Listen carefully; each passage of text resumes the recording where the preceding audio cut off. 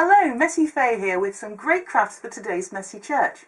Now today we're thinking about how we can love God with all our heart, our soul, our mind and our strength. In other words, everything that's in us. So for our first craft, we're going to fill a person up, here's my person, with lots of ways that we can love God. So you'll need some coloured paper. I've got blue and some other colours. You will need a thick pen and some coloured pens. Of course, you're going to need a glue stick.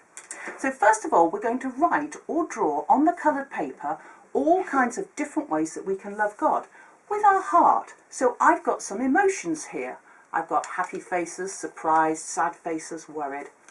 And then with our soul, that's kind of like who I am. So I've got, this one says, I'm good at organising things. I am funny. With our mind, things that we can think about. This says, I can love God by praying. This one is, I can love God by reading books, because I'm quite a booky person. And our strength, things that you're good at. I'm good at painting. I can love God by helping others. And of course, you don't have to write them. You can draw them as well if you want. So when you've got lots and lots of these on lots of different colours of paper, we need a picture of a person, and then we're going to stick them in to fill it all up. I'll do one now, and then I'll speed up the next bit. So I'm going to kind of scrumple this one up a bit. This one says, I am funny. I'm going to scrumple it up and then put on some glue and stick it on my person. There we go. Now I'm going to do loads more. Back in a minute. Almost finished. I've just got one more to stick on. This one says, I can jump high. So I'm going to crumple it up and stick it on the last little place. And then I've got my person full of lots of ways that we can love God with our heart, soul, mind and strength. Isn't that a great craft? Now, for my second craft, we're going to do some cooking. We're going to make some beautiful stained glass window biscuits, because these have got all kinds of different colours in them, and they can be all the different bits inside us that help us to love God. So here we are for the cooking bit. Here's how to make stained glass window biscuits. To start with, you'll need 100 grams of butter or margarine in a bowl. Add to that 100 grams of sugar. You can use white sugar or brown sugar like I've done here. Cream those two together until they're light and fluffy, and then add 1 egg. Mix that in well, and then add 250 grams of flour.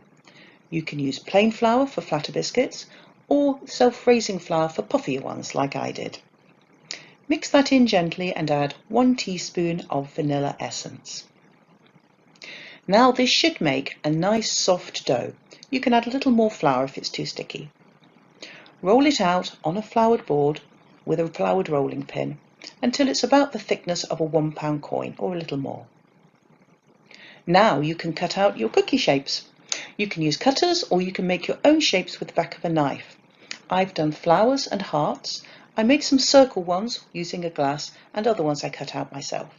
Cut out some shapes from the middle as well.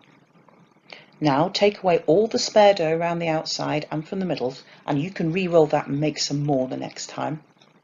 Then very carefully lift your shapes onto a baking sheet lined with greaseproof paper or baking paper.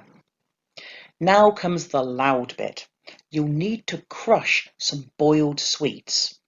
They're very hard, these sweets, so they take a lot of breaking. You'll need a grown-up for this, and it makes a lot of noise. Once they're all crushed up, you can sprinkle all the little crystals into the holes of your biscuits. You can make them just one colour, or you can use a whole load of different colours like I've done here, whatever you like. Now it's time to cook your biscuits. They'll need to go in an oven at 180 degrees, that's gas mark 5, for 8 to 12 minutes. Obviously, this is a grown-up's job. When they're lightly golden, take them out and leave them to cool on the baking tray. That's quite important. And when they're cooled, this is what they look like. Hold them up to the light and you can see the beautiful colours shining through. And that reminds us a little bit of all the different things inside us, our heart, our soul, our mind, our strength, which we can use to love God.